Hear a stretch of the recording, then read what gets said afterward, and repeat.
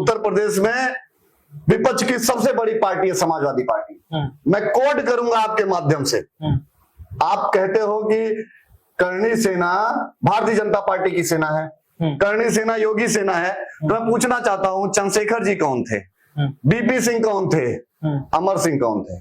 अमर सिंह के पैसे से समाजवादी पार्टी का निर्माण हुआ है। मैंने डे वन कहा था इस देश के प्रधानमंत्री और गृह मंत्री से कि 24 घंटे के लिए आप करणी सेना को अपॉइंट करिए, औकात बता देंगे।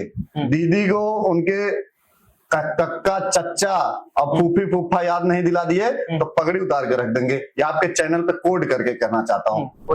मायावती से बड़े दलित चिंतक हैं वो, कांसीराम जी से बड़े दलित चिंतक हैं, अंबेडकर जी से बड़ा कद है उनका। अरे शर्म आनी चाहिए ऐसे लोगों को। जो दलित समाज मायावती को देवी की तरीके से पूछता हो, कांसीराम को देवता बना चुका हो, या सबसे बड़े महापुरुष में अपने समाज का मानता हो अम्बेडकर जी को, तीनों का अपमान जिस पार्टी ने किया 1995 के गेस्ट हाउस कांड, जिसमें मायावती जी के कपड़े को फाड़ दिया गया, समाजवादी पार्टी की सरकार में उनके एमपी और एमएलए ने जान से मारने की कोशिश किया। उसके बाद 2012 में जैसे समाजवादी पार्टी की सरकार बनती है, मायावती जी और कांसीराम जी की प्रतिमा जो अंबेडकर मैदान में स्थापित हुई थी, दूसरे दिन उसको बेरहमी से तोड़ दिया जाता है।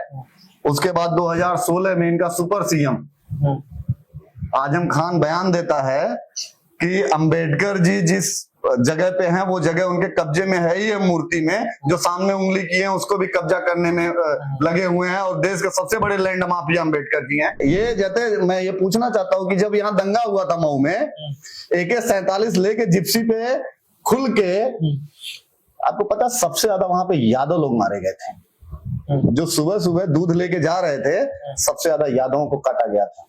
सरकार किसकी थी? समाजवादी पार्टी की। ये कौन से सन की बात है? ये 2008 के दंगे की, 2006 के दंगे की सरकार थी समाजवादी पार्टी के। मुलायम सिंह यादव जी मुख्यमंत्री थे और सदर के उतने टाइम विधायक थे मुख्तार अंसारी। वीडियो है, आप वीडियो देखिए।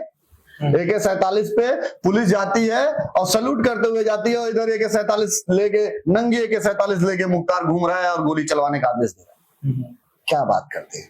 वहीं सरकार बनने से पहले मुख्तार का लड़का बोलता है कि भैया 1 साल तक मऊ में कोई ट्रांसफर पोस्टिंग नहीं होगी, सबसे इलाज होके जाएगा।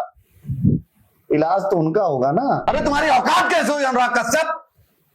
ब्राह्मण की तरफ पहले देखने से पहले तुम सोच लो, इस देश में क्षत्रिय खड़ा है और ब्राह्मण के लिए क्षत्रिय उस मजबूती से खड़ा है कि तुम्हारी अम्मा चच्चा कक्का सब याद दिला देंगे। ये भी बताना चाहता हूं, ब्राह्मण हमारे लिए पूजनीय है और सर्वप्रथम हमारे लिए ब्राह्मण है। देश आजाद है, देश उन 25-26 लोगों के लिए भी आजाद था जो कल जात पूछ के मार दिया गया, धर्म पूछ के। उनके लिए देश आजाद नहीं है। मुर्शिदाबाद में जो लोगों के घर जलाए जा रहे हैं, जिनको मारा जा रहा है, काटा जा रहा है, उनके लिए देश आजाद नहीं है। आप बताइए, जो 26/11 का हमला हुआ उसमें देश आजाद नहीं है। नमस्कार, देख रहे हैं यूपी हेडलाइंस में आपके साथ मोनू गुप्ता।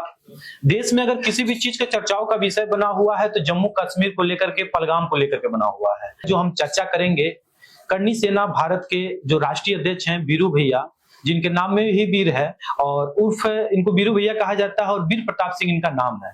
अब इन सब चीजों को लेकर के हम चर्चा करेंगे। बात करेंगे हम बांग्लादेश से लेकर के बंगाल तक, और बंगाल से जो अब आ गया है कश्मीर तक। अब इन सब चीजों को चर्चा हम करेंगे, बात करेंगे भैया से और इनसे जानने की कोशिश करेंगे कि वो कैसे देखते हैं और इनसे क्या कहना चाहते हैं। सबसे पहले बहुत बहुत धन्यवाद इनको कि हमारे चैनल पे इन्होंने अपना कीमती समय दिया, और बात करते हैं इनसे जो अभी घटना हुआ है पहलगाम में, उसको कैसे देखते हैं। पहले तो मेरे प्रिय भाई हो, आपको साधुवाद और मनोकामना है कि आप इसी तरीके से संविधान के जो चौथे स्तंभ हैं, उस स्तंभ में एक स्तंभ आप हो, पत्रकारिता। जी बहुत बहुत धन्यवाद। और पत्रकारिता एक ऐसा मजबूत पहलू है कि जो कलम से किस्मत लिखता है, और जो सरकार की बंद आंखों के खोलने का काम आप लोग करते हो, उसके लिए साधुवाद। और आपका जो चैनल है कहीं ना कहीं जेन्युइन कंटेंट पे काम करता है, इसीलिए मैं आपके चैनल पे हूँ आज। बहुत बहुत धन्यवाद। बहुत से चैनल ऐसे हैं जिसका मैं कभी उन पे इंटरव्यू नहीं देता, क्योंकि वो कहीं ना कहीं समाज की चीजों को निगलेक्ट करते हैं। जैसे अभी आप कह रहे हो कि कल की जो घटना हुई है पहलगांव में, वहां पे तो ये किसी ने पूछा क्या कि तुम क्षत्रिय हो, तुम ब्राह्मण हो, तुम वैश्य हो, तुम दलित हो, तुम क्या हो, हु आर यू? उसने तो ये पूछा नहीं। उसने कहा पैंट खोलो, खतना दिखाओ। आतंकवादियों ने, लोग बोलते हैं ना कि आतंकवाद का कोई मजहब नहीं, लेकिन आतंकवाद का मजहब कल देखने को मिला। आतंकवाद का मजहब है। वहां पूछा गया कि तुम कौन हो, अगर तुम हिंदू हो तो तुमको मार देंगे, और मारे गए। 26 ऐसे बेगुनाह हिंदुओं को मारा गया जो किसी की 5 दिन पहले शादी हुई थी, किसी की 2 महीने पहले शादी हुई थी। मैं पूछना चाहता हूं, देश में जो राजनीतिक पार्टी के लोग बैठे हुए हैं जो ये कहते हैं कि आतंकवाद की कोई जात नहीं होती है, सुनिए साहब, आतंकवाद की जात होती है। मैं खुल के कहना चाहूंगा, और इसलिए नहीं कहना चाहूंगा कि मैं करणी सेना जैसे संगठन का राष्ट्रीय अध्यक्ष हूं। मैं इसलिए कहना चाहूंगा कि 140 करोड़ इस भारत के नागरिक में एक मैं नागरिक हूं, और मेरा जेन्युइन कर्तव्य है कि मैं लोगों से पूछ पाऊं कि आपने जो शब्द कहा उस शब्द पे आप कितना % एग्री करते हो। मैं पूछना चाहता हूं, जो संसद में खड़े होकर कहते हैं कि आतंकवाद की कोई जात नहीं होती है, कोई धर्म नहीं होता है, तो क्यों साहब कल आपको दिखा नहीं क्या? आतंकवाद की जात और धर्म होता है। हिंदू पूछ पूछ के मारा गया। अब इससे बड़ा उदाहरण क्या मिलेगा आपको? 25-26 लोग जो कहीं ना कहीं इस देश के नागरिक हैं और 100% नागरिक हैं, उसमें एक नेपाल के आदमी को और एक यूएई के नागरिक को मारा गया। जो बाहर के टूरिस्ट हैं उन पे क्या मैसेज जा रहा है? मैं पूछना चाहता हूं साहब, आप लोग बैठे हो संसद में, बैठ के प्रावधान बनाते हो, आप बनाओगे, आप, मैं पूछना चाहता हूं, आप कहोगे कि मैं पीडीए कर रहे हैं अखिलेश यादव जी। गुप्ता जी, मैं खुल के कहना चाहता हूं, आप वहीं पे संसद में कहते हो खड़े होके अनुराग ठाकुर के क्वेश्चन पे कि आप जात कैसे पूछ सकते हो, बोला था ना अखिलेश यादव जी, आपको याद होगा। तो फिर पीडीए के नाम पे जातिवाद की विष कौन घोल रहा है इस प्रदेश और देश में? आप एक जगह कहते हो कि आप जात कैसे पूछ सकते हो, और पत्रकारों से पूछते हो खड़े करके तुम्हारी जात क्या है, और कोई अगर सबल पत्रकार रहेगा तो बताओगे तुम तो फंडेड हो, तुम कहीं से पकड़ के आए हो। मैं पूछना चाहता हूं, पहली बार इस देश में देखने को मिला कि इस प्रदेश के पूर्व मुख्यमंत्री जी कहते हैं कि एक न्यूज चैनल और ये न्यूज़पेपर को आप बाइकआउट करो। आप कौन होते हो भाई? आप देश के चौथे स्तंभ का बाइकआउट करते हो। अगर आप समाज में इस तरीके का बाइकआउट करोगे तो लोग आपका बाइकआउट करना शुरू कर देंगे, और कर रहे हैं। आप जो जातीय धर्मी जहर घोल रहे हो इस देश में, मुझे नहीं लगता कि आप, इतना बड़ा घटना हुआ है, आपने बोला क्या माननीय अखिलेश यादव जी? कांग्रेस के लोगों से मैं पूछना चाहता हूं, आपने बोला क्या?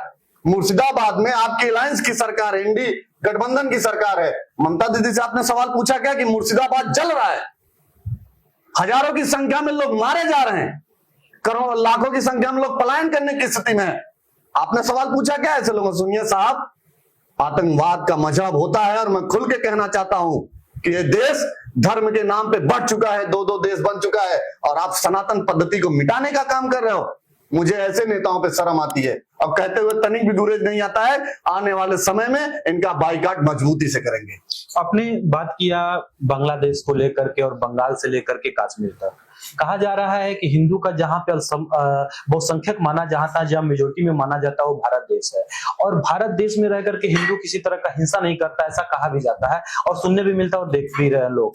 क्या लग रहा है कि यहाँ पे हिंदुओं को टारगेट किया जा रहा है? हिंदुओं को जिस तरह से पैंट उतार करके देखा गया, जिस तरह से नाम पूछ करके मारा गया, जिस हिसाब से उनका न जात पूछा गया, ना तुम्हारा लैंग्वेज कौन सा है, तुम मलयालम बोलते हो कि तुम तेलुगु बोलते हो कि तुम हिंदू बोलती हो कि भोजपुरी बोलते हो, इस तरह का कोई नहीं, और उन सबों का बस एक ही टारगेट था कि नाम पूछना और गोली मार देना। और एक बहन वहां पे ये कह रही है कि हमको जो है मार दो, तो उसने ये बोला कि हम तुम्हें नहीं मारेंगे, तुम जाओ और 56 इंच वाले सीने को मोदी जी को तुम बताओ कि हाँ, संदेश दो कि मोदी जी कि कोई नाम पूछ करके हमको मार दिया, हमारे हस्बैंड को मार दिया। इसे कैसे देखते हैं? इस तरह की मानसिकता रखने वाले लोग, क्या इनको ब्रेन वॉश किया जाता है कि हिंदू के नाम पे बस मारो?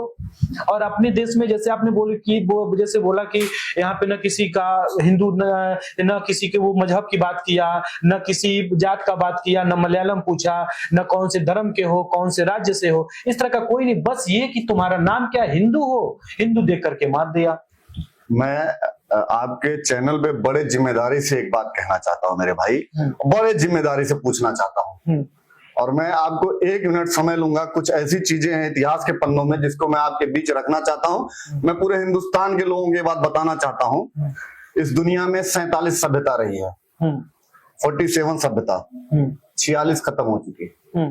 चाहे वो मिस्र की सभ्यता रही हो, चाहे यूनान की सभ्यता रही हो, चाहे मोहनजोदाड़ो की सभ्यता रही हो, तमाम 46 सभ्यताएं खत्म हो चुकी। इस दुनिया में केवल एक सभ्यता जिंदा है, वो है सनातन सभ्यता। और मुझे गर्व है कि मैं उस सनातन सभ्यता में पैदा हुआ हूँ। मुझे गर्व है इस बात का। सनातन सभ्यता क्या कहती है? सनातन सभ्यता ये कहती है कि दुनिया का इतिहास मनुस्मृति से शुरू होता है, हम वहां से शुरू होते हैं। जितने रिलीजन्स बने हैं 14, वो हमसे बने हुए हैं।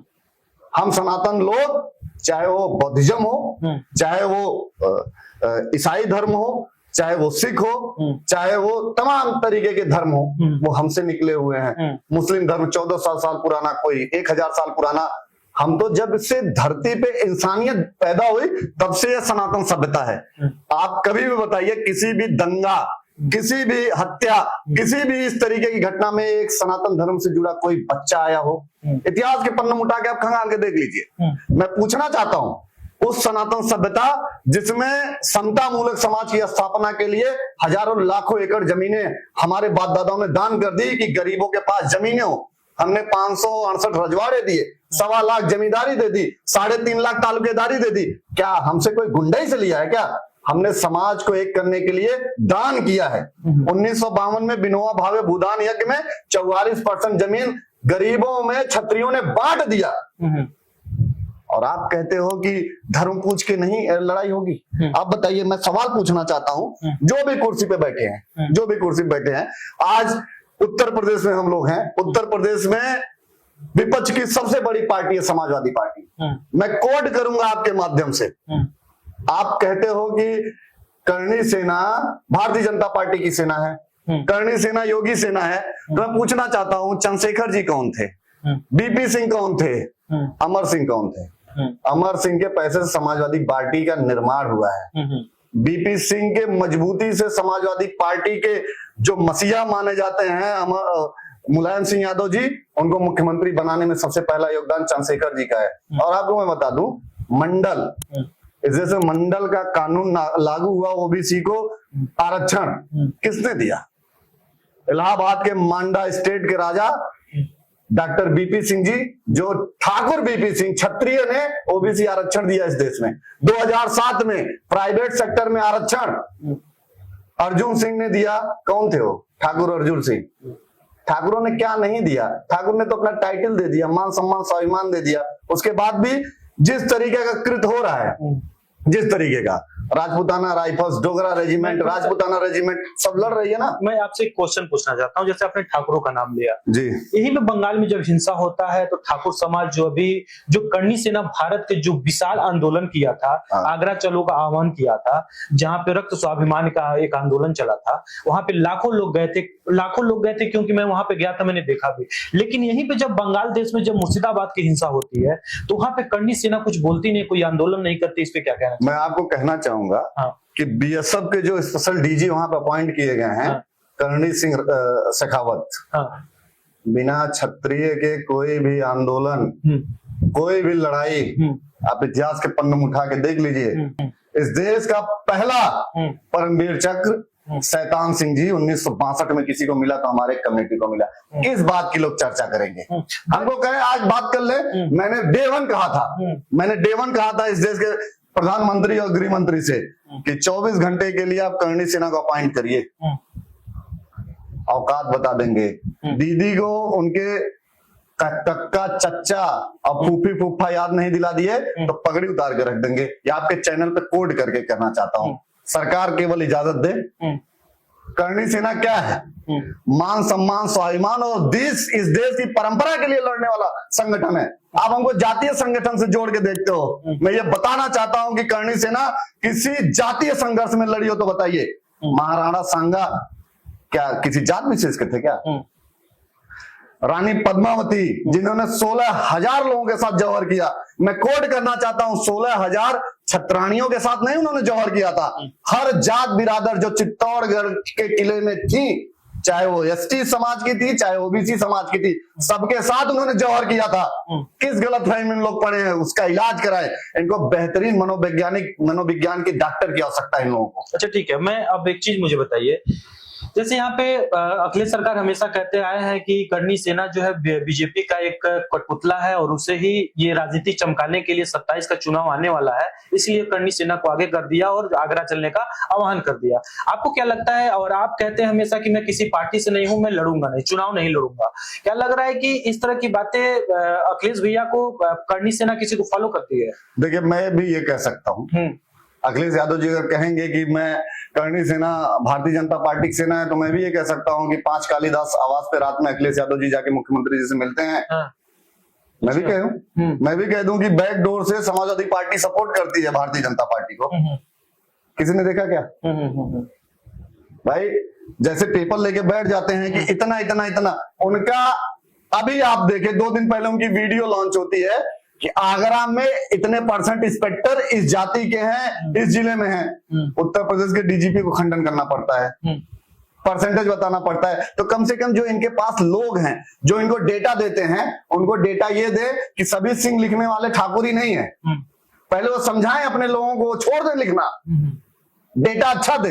अच्छा, हर जात बिरादर में सिंह लिखना है, सबको लिखना सिंह है, जलना हमसे ही है। अच्छा, अब मुझे एक बात बताइए, जैसे अखिलेश भैया के किस पार्टी को आप फॉलो करते होंगे? मैं किसी को फॉलो नहीं करता, मैं इस देश के इतिहास को फॉलो करता हूँ। इतिहास को फॉलो? मैं महाराणा प्रताप को आइडल मानता हूँ, मैं राणा कुंभा को आइडल मानता हूँ, मैं भगत सिंह को आइडल मानता हूँ, मैं सुखदेव को आइडल मानता हूँ, मैं चंद्रशेखर आजाद को आइडल मानता हूँ। मैं गर्व से कहना चाहता हूँ कि मैं इस देश के उन महापुरुषों को आइडल मानना चाहता हूँ जिनके लिए देश, उनके जाने के बाद देश ने आंसू टपकाया हो। ऐसे लोगों को आइडल नहीं मानता हूँ जिनके मरने के बाद लोग मिठाइयां बांटे हों।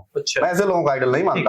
मुझे गर्व है, मुझे गर्व है कि मैं गाजीपुर के बगल के जिले में पैदा हुआ हूँ जहां पे वीर अब्दुल हमीद पैदा हुए। मैं ऐसे लोगों को अपना आइडल मानता हूँ। मुझे तनिक भी फर्क है और गुरेज नहीं है कि मैं कहने में, मुझे कोई गुरेज नहीं है कि मैं कट्टर भारतीय हूं। और मुझे गर्व है कि जो अपने जात का नहीं, वो अपने बाप का नहीं, जो अपने बाप का नहीं, अपने राष्ट्र का कभी नहीं हो सकता है। मैं राष्ट्रवादी सोच का हूं, मैं 100% अपने राष्ट्र के लिए सोचता हूं। और उस लड़ाई में जो भी आएगा उसको उसी भाषा में समझाएंगे जिस भाषा में समझेगा, और बार बार समझाएंगे, मजबूती से समझाएंगे।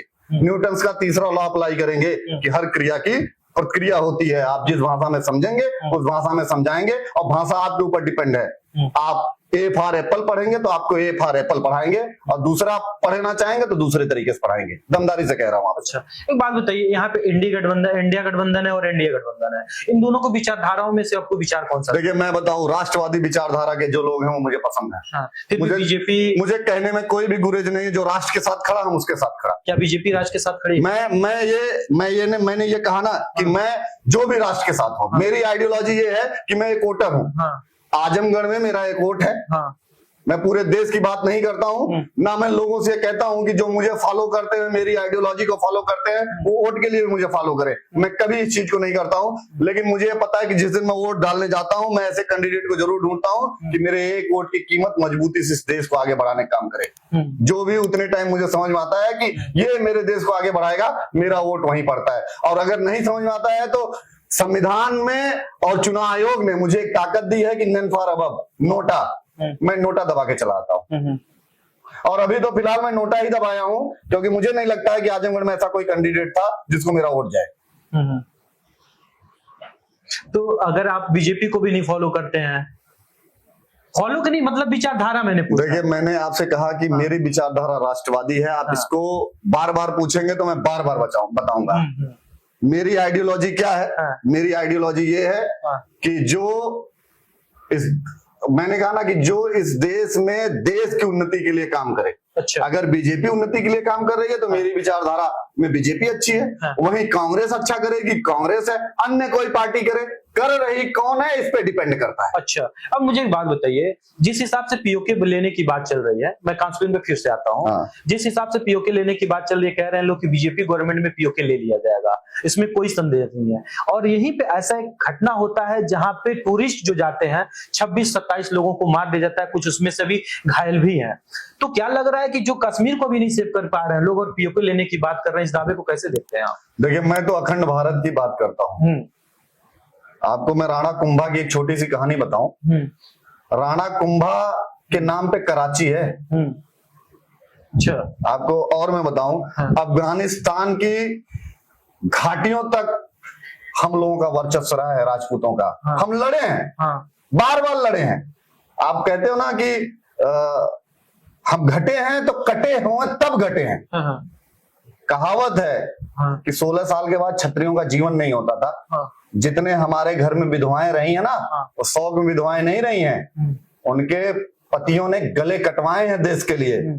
इतिहास गवाह है, गोरा बादल का गला कटा है, धड़ लड़ा है। किसी और का लड़ा हो तो बताए ना मुझे, लड़ा हो तो बताए। इस देश में किसका इतिहास है?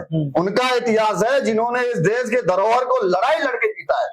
राणा कुंभा का इतना बड़ा इतिहास कि वो अफगानिस्तान तक कब्जा किए थे। मुझे तो अफगानिस्तान तक दिखता है अखंड भारत। सरकार अफगानिस्तान को लेके पूरा पाकिस्तान और पूरा बांग्लादेश को अपना माने।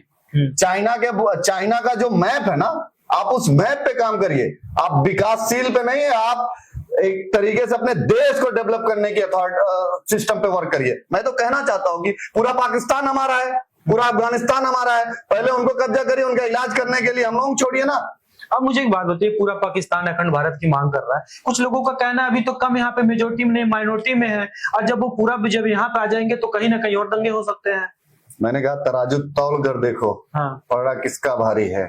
उन्हें झनकार प्यारी है, हमें ललकार प्यारी है। छोड़ दें, केवल इस देश के क्षत्रियों को 24 घंटे के लिए फ्री खोल दें। बाघा बॉर्डर अगर अफगानिस्तान के बॉर्डर पे ना बढ़ा के खड़ा कर दिया जाए तो गुलामी करेंगे 24 घंटे के लिए। मैं खुल के कहता हूं भाई, मैं इस देश के सिस्टम को कहना चाहता हूं कि आप कुछ मत करिए। हर देश में प्राइवेट आर्मी है, चाहे वो रसिया हो, चाहे यूएस हो, चाहे यूके हो, चाहे यूरोप के तमाम देश हैं जिनके पास खुद की प्राइवेट आर्मी है। मैं सरकार से कहूंगा कि प्राइवेट आर्मी की तरीके से आप करणी सेना का इस्तेमाल करिए। और हम घड़ी डिटर्जेंट पाउडर हैं, पहले इस्तेमाल करिए, फिर विश्वास करिए। अच्छा, LIC का कोड है ना कि जिंदगी के साथ भी, जिंदगी के बाद भी। तो हम लोग जिंदगी के साथ भी हैं और जिंदगी के बाद भी हैं। अच्छा। सरकार से कहूंगा कि आप हमें इस्तेमाल करिए एज ए प्राइवेट आर्मी। अच्छा, बिना किसी पैसे के, बिना किसी चार्ज के, फ्री ऑफ कास्ट। हमको 4 साल वाला अग्निवीर योजना भी नहीं चाहिए। I am always there, tit for tat. जैसे समझेंगे वैसे समझाएंगे, मजबूती समझाएंगे, दमदारी समझाएंगे। आप हमको यूज करिए ना, हम तैयार हैं। हमको जिस तरीके से यूज करना है सरकार, मैं तो कहना चाहता हूं कि आप करणी सेना को एज ए विंग वर्क करिए प्राइवेट आर्मी के तरीके से। तैयार है, देखिए ना, समझा नहीं देंगे बताइएगा। गेट उखाड़ लाएंगे इन लोगों का, अपने घर लेते आएंगे। अच्छा, पाकिस्तान का? हाँ, एकदम गेटवा लेते आएंगे भाई, कह रहे हैं ना आपको। उनके संसद का जो गेट है वो यहीं ला के लखनऊ में रख देंगे, या कहेंगे तो आप यहाँ गोरखपुर में रख देंगे। देखिएगा उसी को सुबह शाम। सरकार से आप कहिए, मेरी बात सरकार तक पहुंचाइए। अच्छा, आपने बताया कि करणी सेना को प्राइवेट सेना बना दिया जाए भारत का। वहीं पे कुछ दिन पहले जब आपने प्रोटेस्ट किया था, उसके बाद आपके अंबेडकर जयंती के दिन लालजी राम सुमन जी कहते हैं कि हमने थल सेना देखा था, नौ सेना देखा था, जल सेना देखा था, लेकिन एक करणी सेना कहां से पैदा हो गया, इसको कैसे देखते हैं आप? मैं इसलिए हंसी आ रही है कि ऐसे इंसान का नाम ले रहे हैं जिसको बाथरूम भी लगती होगी तो केवल करणी सेना याद आती होगी। अच्छा, जो आदमी बाथरूम भी जा रहा है तो 500 पुलिस वालों के बीच जा रहा हो। देखिए, जिसके राष्ट्रीय नेतृत्व पिछले 20 दिन से सुबह शाम करणी सेना के बिना जी नहीं पा रहे हैं, उसका एक अदना सा सांसद क्या चर्चा करेगा? वो क्या चर्चा करेगा? उसको तो 26 तारीख का टीजर पता है, और हम टेरर दिखाने पे आएंगे तो पता नहीं क्या होगा।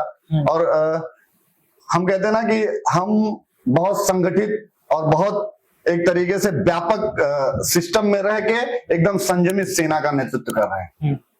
हमारे पूर्वजों ने इस देश के स्वाभिमान और अखंडता की लड़ाई लड़ी।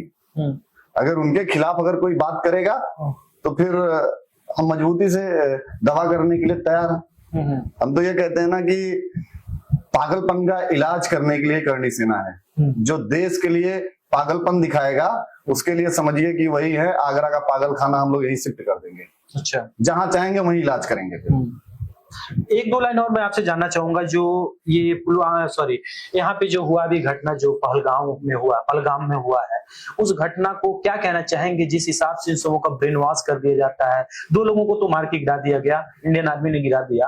अब क्या लग रहा है कि ये रुकने वाला है कि या फिर से कुछ?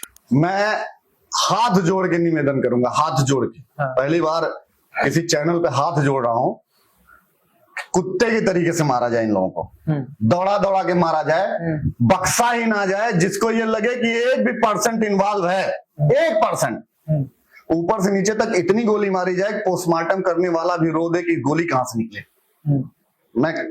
मैं बताना चाहता हूं कि इनको पढ़ने की जरूरत है, इस कौम को पढ़ने की जरूरत है, इस कौम को जानने की जरूरत है।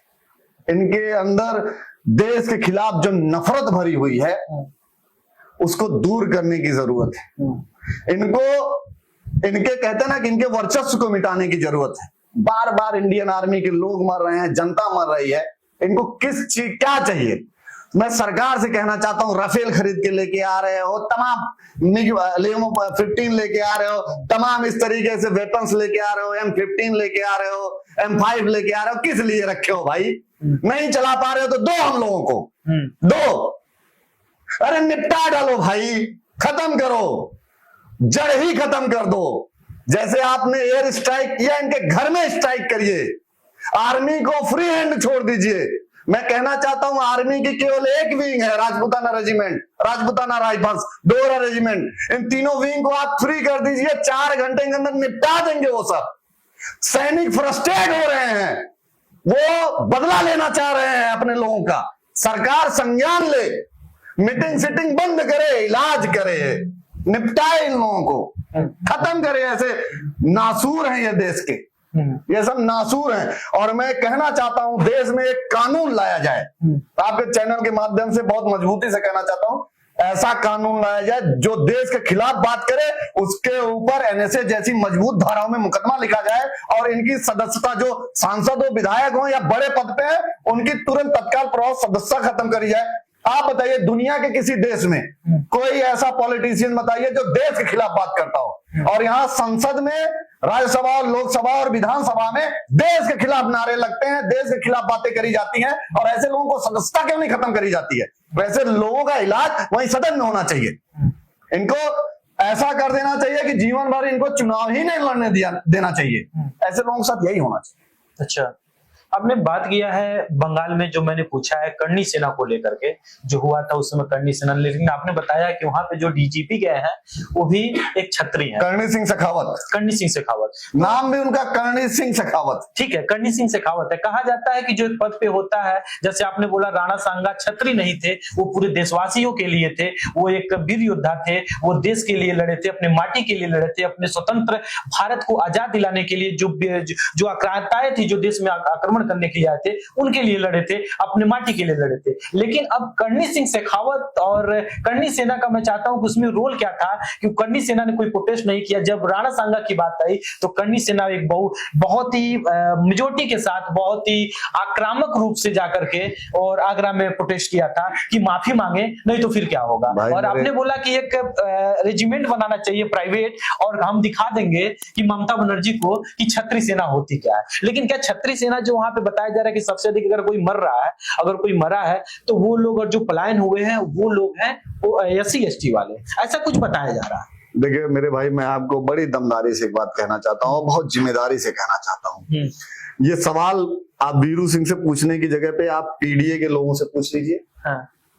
और ये राहुल गांधी जी से पूछ लीजिए, जो ये कहते हैं कि जातीय जनगणना होनी चाहिए। हाँ। आप जाइए तेजस्वी यादव से पूछिए। हाँ। जातीय जनगणना। आपने कहा करणी सिंह शेखावत का नाम मैंने क्यों लिया? हाँ। इत्तेफाक है ये। अच्छा। ऊपर वाले का कद्र है, मेहरबानी और माँ करणी की कृपा है कि उनके नाम के आदमी को डिप्लॉय किया गया। आप समझिए मैं क्या कहना चाहता हूँ। आप करणी सेना की बात कर रहे हैं, करणी माता के एक अनुयायी जिसका नाम ही करणी सिंह शेखावत है, इसको ये इत्तेफाक हो सकता है नहीं, ये माँ का आशीर्वाद है। कि ऐसे इंसान को डिप्लॉयमेंट किया गया वहां पे कि अब तुम ही लड़ सकते हो। रही बात जो आप कह रहे हो कि आपने राणा सांगा के लिए, मैं नॉट लिविंग पर्सन की बात नहीं कर, महापुरुष जो 600 साल पुराने मरे हैं, 700 साल पहले मर गए, 500 साल पहले मर गए, 400 साल पहले मरे, मैं लिविंग जीते हुए आदमी की बात कर रहा हूँ, जीते हुए इंसान की बात कर रहा हूँ। अखिलेश यादव जी से कहना चाहिए कि चले जाए, ठीक है, मैं अपनी सेना लेके चले जाए। राहुल गांधी जी अपनी सेना, वो कहते हैं ना पद यात्रा निकालते हैं, जाके मुर्शिदाबाद में पद यात्रा निकाल के देख ले, समझ में आ जाएगा, उनका भी हो जाएगा इलाज। वो जो सब नंगी तलवारें और नंगे असलहे लेके घूम रहे हैं ना, ना एसपीजी ना एनएसजी काम आएगी राहुल गांधी जी की। क्या ये लोग देश को जलाने की बात कर रहे हैं। पहले तो मैं कहता हूं ना कि जो अपने जात का नहीं हो, अपने बाप का नहीं, जो अपने बाप का नहीं हो, अपने राष्ट्र का नहीं, मैं क्यों कहता हूँ, ऐसे बड़ी गूढ़ बातें हैं, दर्शक सब समझ जाएंगे। ठीक है, 2 क्वेश्चन और मेरा रहेगा, फिर उसके बाद हम बंद करते हैं। क्या कहना चाहेंगे अगर इस तरह से बंगाल में फिर से अगर इस तरह की घटना होती है, बताया जा रहा है कि चुनाव आने वाले हैं और इसको देखते हुए बीजेपी कहीं ना कहीं कुछ ना कुछ की है, जैसे अखिलेश भैया ने बोला है क्योंकि मैं ममता बनर्जी के साथ हूं और वहां पे जो है वहां पे बीजेपी ने करवाया है, तो अगर ऐसा दोबारा अगर होता है बंगाल में तो करनी सेना बीरू सिंह जो राष्ट्रीय अध्यक्ष हैं वो क्या कहेंगे? सरकार एनआईए की जांच करे, सरकार सीबीआई जांच करे। अगर अखिलेश यादव इतना मजबूती से कह रहे हैं तो शायद अखिलेश यादव जी का इन्वॉल्वमेंट होगा, उनको बड़ी जानकारी है, क्योंकि एनआईए से ज्यादा सूचना इनके पास है, सीबीआई ज्यादा सूचना इनके पास है। तो सरकार पहले इन लोगों की जांच करे कि इनको ऐसी सूचना कहाँ मिल रही है, इस भ्रामक सूचना की वजह ये लोग कैसे हो सकते हैं। आप बताइए, चुनाव है, जहां पे चुनाव जीत जाते हैं ये लोग, वहां पे ईवीएम बेस्ट हो जाता है, जहां हार जाते हैं वहां छाती पीटने लगते हैं, high EVM high EVM high EVM. जैसे हम ये पूछना चाहते हैं कि जब बैलेट पेपर पे था तो क्या ये 543 से 543 सांसद इन्हीं के होते थे क्या, या 403 विधानसभा में 403 विधायक इन्हीं के होते थे क्या? ये लोग ऐसी मतलब कैसे लोग होते हैं, पढ़े लिखे लोग, समझदार लोग, जो इस प्रदेश का नेतृत्व किए हों, देश का नेतृत्व किए हों, ऐसे लोगों के मुंह से ये सब क्या बातें हैं? बोलते हैं कि मेरा फोन सुना जाता है, मेरे लोगों को ट्रेस किया जा रहा है। भाई अगर आप ममता बनर्जी का समर्थन करेंगे तो ये देश आपको कभी माफ नहीं करेगा, और माफ इसलिए नहीं करेगा कि आप अब इससे ज्यादा क्या, 2012 में आप सरकार में आए, आप अपने चेहरे पे नहीं आए थे, आप मुलायम सिंह यादव जी के चेहरे पे आए थे, आप अपने चेहरे पे 2-2 बार चुनाव हार चुके हैं, सरकार उत्तर प्रदेश की जनता आपको बाइकाट कर चुकी है, आपके इसी अब कितनी बार इन्होंने यही 20 दिन के प्रकरण में 20 बार इन्होंने अपने शब्दों को बैक किया। अब बीच में बोल रहे थे करणी सेना से मेरे बड़े अच्छे संबंध है, भाई कैसे संबंध है? उससे पहले तो आप ट्रूपर्स बोल रहे थे, फिर योगी सेना बोल रहे थे, फिर आप भारतीय जनता पार्टी की सेना बोल रहे थे, फिर हमसे संबंध अच्छे हैं, इसका मतलब आपका भारतीय जनता पार्टी से संबंध अच्छा है। अब क्यों कंफ्यूज कर रहे हैं जनता को? आप ये सीधे कहिए कि आपके भारतीय जनता पार्टी से संबंध अच्छे, इसीलिए आप हमको जबरदस्ती वहां इन्वॉल्व करना चाहते हैं। भाई अगर आपके अच्छे संबंध करणी सेना से हैं तो आप रीजन बता दीजिए, बस एक रीजन हमको बता दें। इसलिए क्योंकि आप ना उगल पा रहे हैं ना निगल पा रहे हैं। आप एक ऐसे आदमी को मार्केट में लेके आए जिसका वोट बैंक में 0% इंटरफेयर है, रामजी लाल सुमन। अगर गोरखपुर के कॉन्स्टिट्यूंसी में आके प्रचार करेगा तो क्या वो 10 वोट बढ़ा पाएगा किसी पार्टी का? बढ़ा पाएगा? वो सपा से है तो कुछ ना कुछ तो होगा ही। मैं आपको बताऊं, मेरे भाई, मैं आपको लेट मी कंटिन्यू, मैं पूरा ये वर्ड कंप्लीट करना चाहता हूँ। वजह पूछिए आप तो मैं बताऊंगा आपको क्यों मैं बोल रहा हूँ। मायावती से बड़े दलित चिंतक हैं वो, कांसीराम जी से बड़े दलित चिंतक हैं, अंबेडकर जी से बड़ा कद है उनका। अरे शर्म आनी चाहिए ऐसे लोगों को जो दलित समाज मायावती को देवी की तरीके से पूछता हो, कांसीराम को देवता बना चुका हो, या सबसे बड़े महापुरुष में अपने समाज का मानता हो अम्बेडकर जी को। तीनों का अपमान जिस पार्टी ने किया, 1995 के गेस्ट हाउस कांड जिसमें मायावती जी के कपड़े को फाड़ दिया गया, समाजवादी पार्टी की सरकार में उनके एमपी और एमएलए ने जान से मारने की कोशिश किया। उसके बाद 2012 में जैसे समाजवादी पार्टी की सरकार बनती है, मायावती जी और कांसीराम जी की प्रतिमा जो अंबेडकर मैदान में स्थापित हुई थी, दूसरे दिन उसको बेरहमी से तोड़ दिया जाता है। उसके बाद 2016 में इनका सुपर सीएम आजम खान बयान देता है कि अंबेडकर जी जिस जगह पे हैं वो जगह उनके कब्जे में है ही है, मूर्ति में जो सामने उंगली की है उसको भी कब्जा करने में लगे हुए हैं, और देश के सबसे बड़े लैंड माफिया अंबेडकर जी हैं। क्या ये दलित समाज नहीं जानता है कि तुम कौन हो? दलित समाज की नेता इस देश में सबसे बड़ी मायावती जी हैं। मायावती जी ने बता दिया कि अखिलेश यादव दलितों को भ्रमित कर रहे हैं, और बार बार उनका इंटरव्यू आ गया। आप देखिए, आप मीडिया से है ना, आपने उनका इंटरव्यू देखा? एक भी दलित भाई, किसी ने कहा क्या कि दलित रामजी लाल सुमन समाजवादी पार्टी का सांसद है, और जो सांसद है वो भी राज्यसभा का सांसद हो, वो काहे का दलित रहा भाई? देश के सबसे उच्च सदन में आप दलाल बोलोगे, गद्दार बोलोगे, तो जिसके बारे में बोले हो उनकी औलादे जिंदा हैं। मैंने कहा ना, उनकी औलादे जिंदा हैं, और ऐसी औलादे जिंदा हैं जो कई पीढ़ियां तुम्हारी याद दिला देंगे। और मैं बार बार इस चीज को कहना चाहता हूं कि मायावती जी से बड़ा दलित चिंतक और दलित नेता इस देश में कोई नहीं है। रामजी लाल सुमन, मायावती जी अगर चुटकी बजा देना तो ऐसे लालजी राम सैकड़ों की संख्या में पैदा हो जाएंगे इस समाज में। मायावती जी ने दलित समाज को स्थापित किया है इस प्रदेश और देश में। कि ये लोग कौन है? दलित समाज को मैं कहना चाहता हूं कि अखिलेश यादव जी ने रामजी लाल सुमन को यह बोला है कि 2027 में सरकार बनती है तो तुमको डिप्टी सीएम बनाया जाएगा। तो डिप्टी सीएम के चक्कर में ये पूरे समाज को गद्दार बोल रहे हैं और पूरे समाज को गाली सुना रहे हैं। तो दलित समाज ऐसे लोगों से बचे। ये बहुरूपी है आपके समाज के, ये आपको बेच रहे हैं, और आप लोग बचिए। ठीक है, एक लास्ट क्वेश्चन मेरा ये है कि ममता बनर्जी जो मुर्शिदाबाद में जो हिंसा हुआ था उस पे योगी आदित्यनाथ जी ने बोला था कि लातों के भूत कभी बातों से नहीं मानते हैं। उधर से उन्होंने रिटर्न ने किया था कि ये योगी है, योगी नहीं है, ये सबसे बड़ा भोगी है। और आपके प्रदेश के हैं योगी आदित्यनाथ जी, क्या कहना चाहेंगे? योगी आदित्यनाथ भोगी हैं, ममता बनर्जी जिस हिसाब से बताएंगे? देखिए, मैं एक ही इंसान को इस देश में फॉलो करता हूँ। हाँ। योगी जी को। हाँ। क्यों फॉलो करता हूँ? क्यों? उनकी आइडियोलॉजी को फॉलो करता हूँ। मुझे देश में उस इंसान से बड़ा राष्ट्रवादी इंसान कोई दिखता नहीं, पॉलिटिशियन। बहुत दमदारी से मैं कहना चाहता हूँ, इसको लोग अलग एंगल से ना सोचें। मैं आइडियोलॉजी की बात कर रहा हूँ। आइडियोलॉजी इन द सेंस सोच होती है, किसी के द्वारा किए गए कार्यों से हम प्रभावित हों, वही होती है आइडियोलॉजी। मेरी आइडियोलॉजी इसलिए बेहतर है कि जो आदमी एक भगवा कुर्ते में, कपड़े में अपना जीवन बिता दे रहा हो, और जिसने ये बोला हो कि उत्तर प्रदेश जैसे कुशासित प्रदेश, दोयम दर्जे का प्रदेश, जिसमें एक्सटॉर्शन, अपराध, माफिया, तमाम तरह तरह के लोग जाल बना के बैठे हों, उस 8 साल के कार्यकाल में इस उत्तर प्रदेश को उत्तम प्रदेश बनाना। मैं बाहर के प्रदेशों में जाता हूं तो मैं बताता हूं मैं उत्तर प्रदेश का हूं, तो लोग बोलते हैं अच्छा योगी जी वाले प्रदेश से हूं। तो मैं इसलिए मुझे गर्व महसूस होता है कि लोग आइडियोलॉजी को फॉलो करते हैं। और आइडियोलॉजी, और मैं ये कहना चाहता हूं ममता बनर्जी जी से कि मैंने कहा ना कि जो अपने जात का नहीं, अपने बाप का नहीं, और जो अपने बाप का नहीं, अपने राष्ट्र का नहीं। तो आपके लिए मैं कहना चाहता हूं ममता बनर्जी जी, पहले आप अपने प्रदेश की बनिए।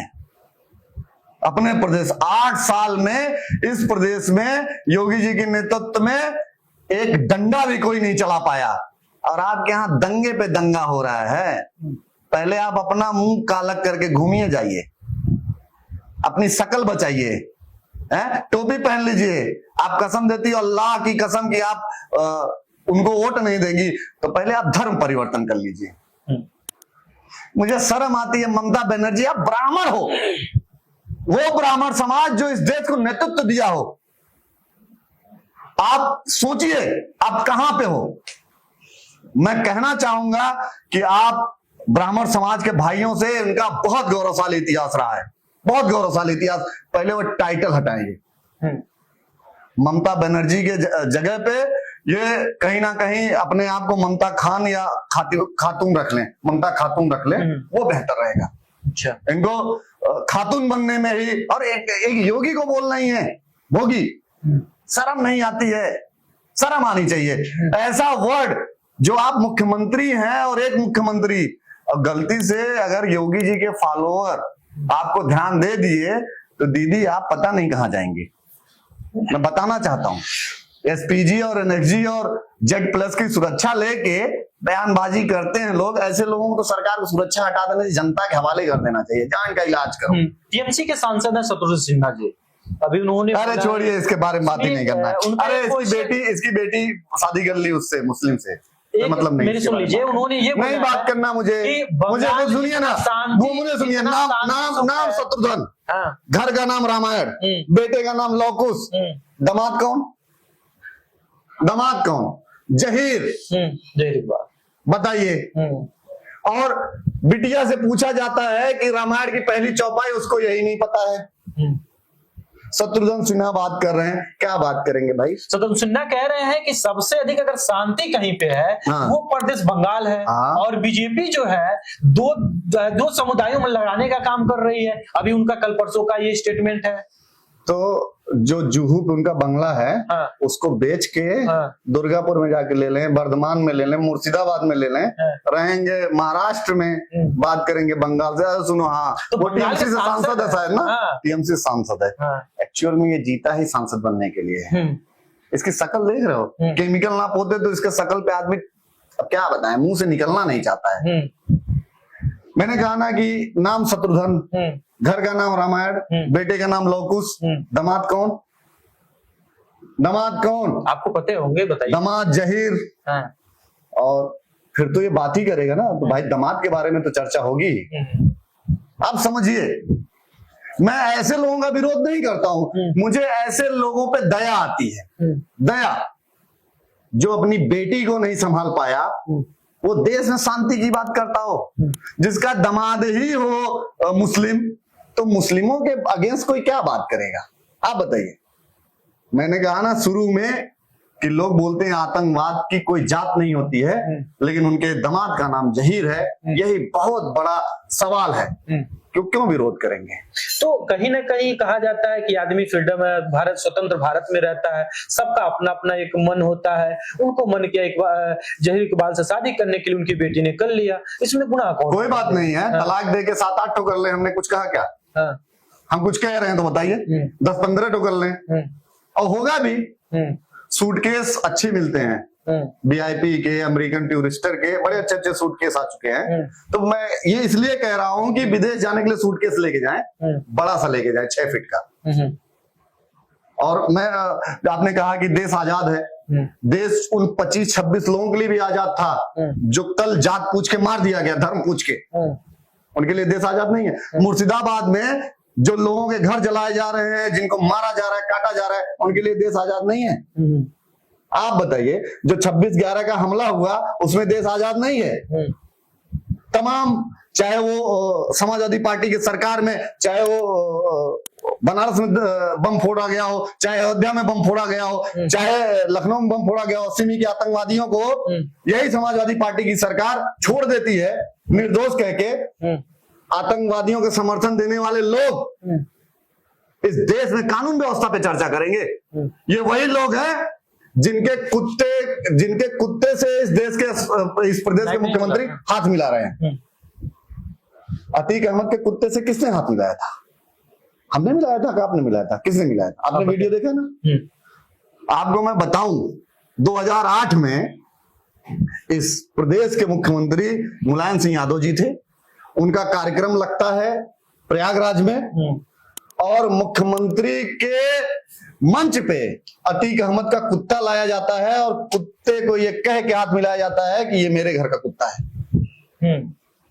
ये यूट्यूब पे और सोशल मीडिया पे आप सर्च करिएगा, गूगल में सब कुछ पूरी डिटेल आ जाएगी। तो अगर किसी मुख्तार और अतीक के कुत्ते को हाथ मिलाना एनिमल लवर होता है?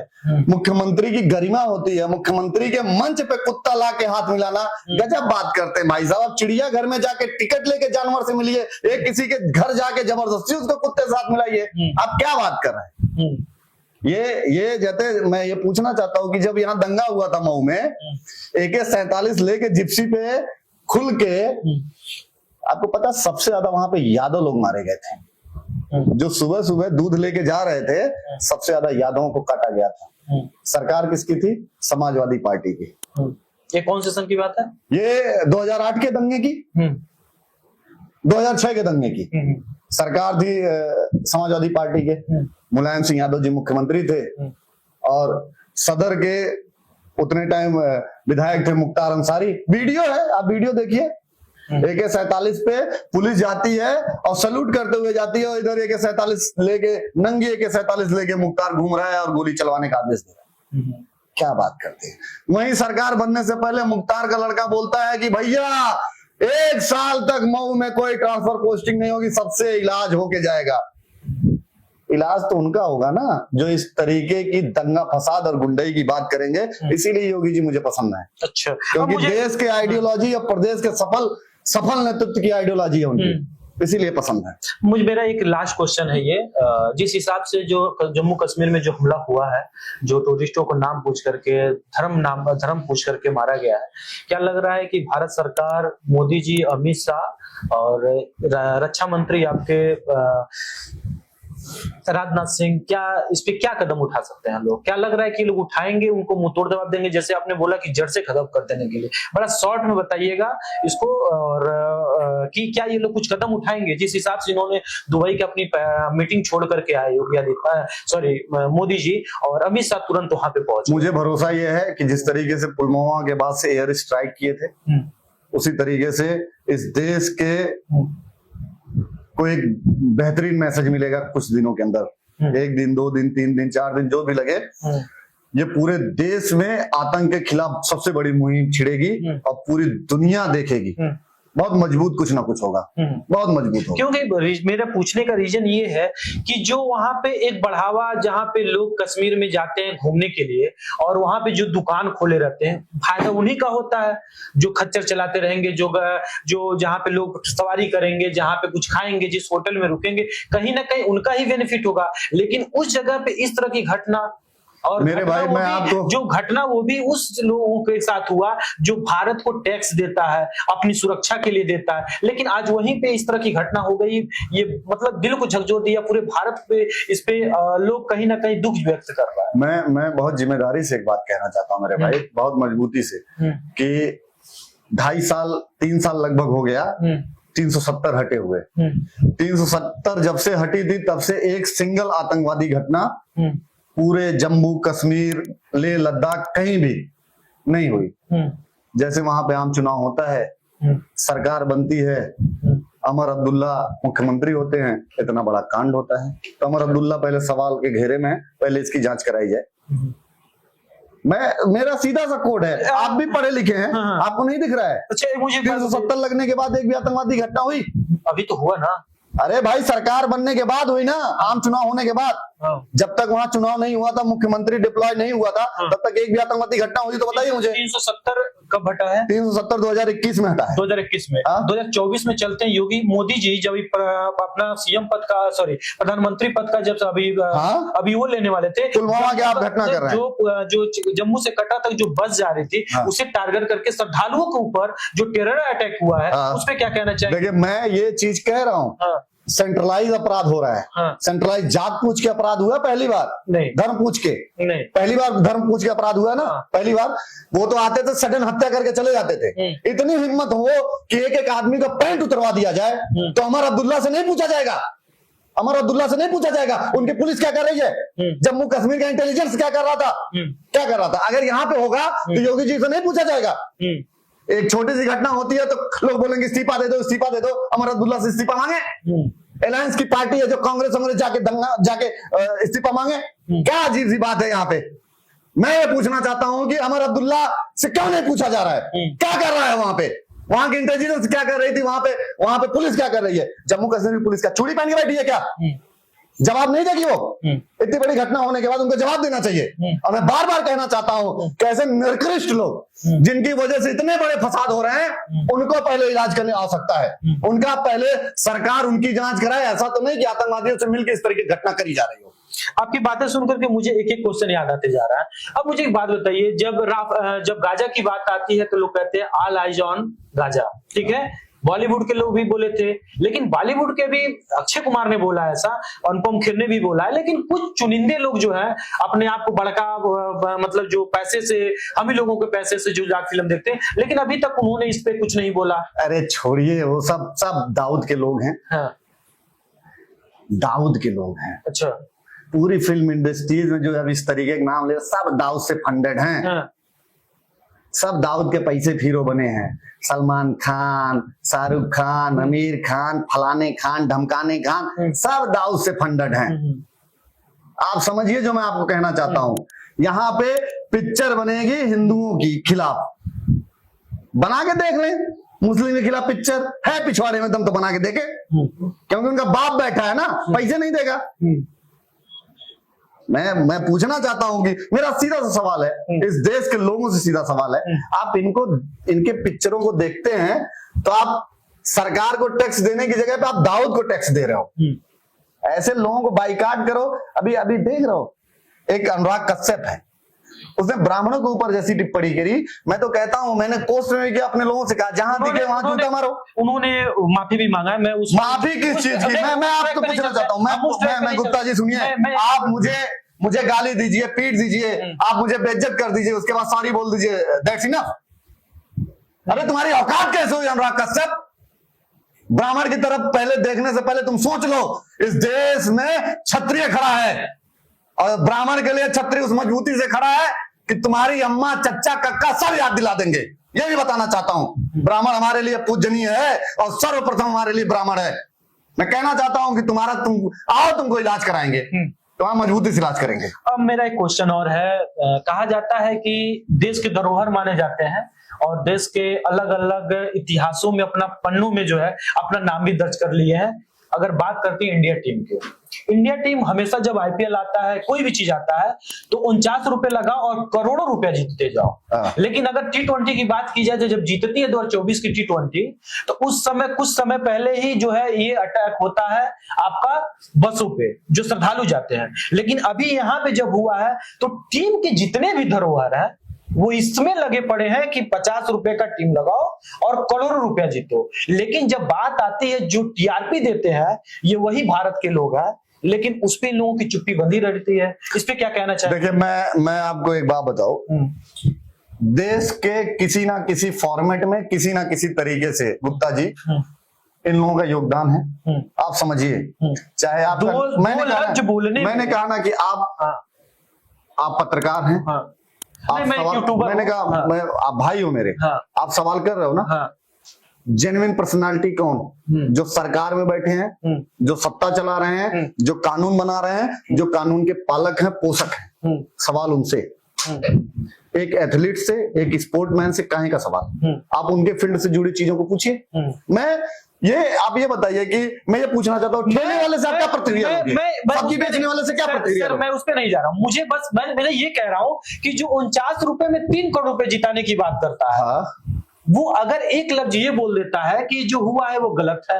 देखिए, तो किसी कोई भी न्यूज चैनल वाला, मुझे नहीं लगता है कि किसी भी स्पोर्ट वाले से माइक लगा के ये सवाल पूछता है। एक बार आप लोग पहले जाके पूछिए, अगर उत्तर नहीं वो लोग देते हैं, देन आप हमसे पूछिएगा, तब उन लोगों के बारे में बात किया जाएगा। आपने कभी पूछा? गलती आप लोगों की, जाइए मुलाकात करिए, पहले पूछिए। अगर वो लोग सवाल का जवाब नहीं देते हैं, देन कॉल मी, मैं आपको आंसर दूंगा। मैं आंसर मशीन की तरीके से आंसर दूंगा और दमदारी से दूंगा। लेकिन ये कहिए, पहले तो आप विपक्ष में जितने लोग हैं, आप देखिए, विपक्ष के लोगों, सारे लोगों ने उस पर संवेदन, मतलब अपनी भावनात्मक जो भी उन लोगों की बातें थी उन्होंने कहा है, और उन लोगों ने बोला है कि जो घटना हुआ है बहुत ही निंदनीय है। सारे लोगों ने इसका व्यक्त किया। लेकिन किसी ने क्यों ये नहीं कहा गुप्ता जी कि आतंकवाद का धर्म होता है? धर्म पूछ के पैंट उतरवा के खतना देख के मारा गया, तो क्यों कोई विपक्ष का आदमी ये नहीं कहता नहीं आतंकवाद का धर्म होता है? क्यों?